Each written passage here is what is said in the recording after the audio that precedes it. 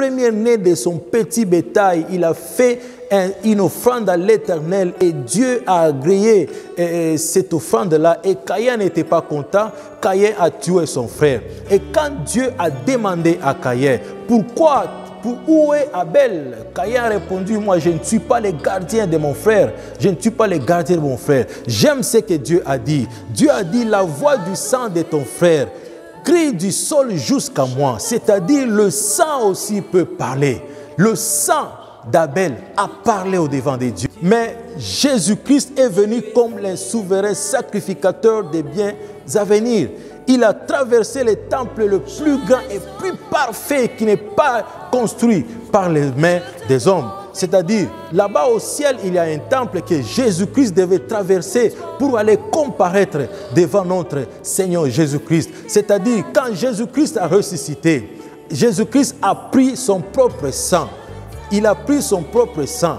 Il est parti dans les lieux très saints pour faire l'aspersion sur le propitiatoire céleste. Il a fait ça une seule fois pour toutes. Et les souverains sacrificateurs dans les temples à Jérusalem, il le faisait chaque année.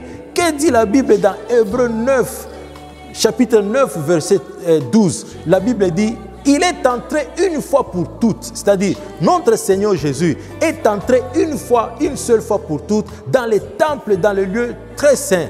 Non pas avec le sang des animaux, non pas avec le sang des boucs, mais avec son propre sang ayant obtenu une rédemption éternelle. C'est-à-dire, notre Dieu est entré dans le lieu très saint,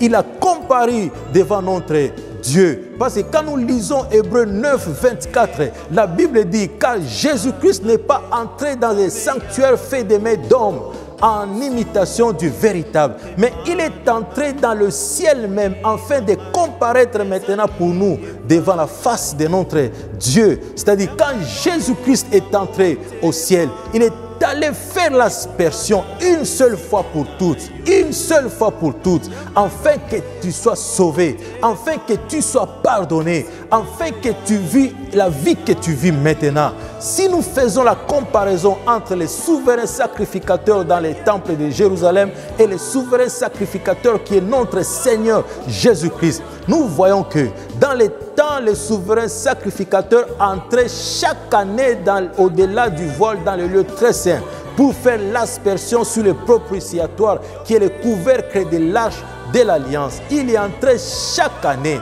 Et notre Seigneur Jésus, il est entré, la Bible dit, il est entré une seule fois pour toutes dans les lieux très saints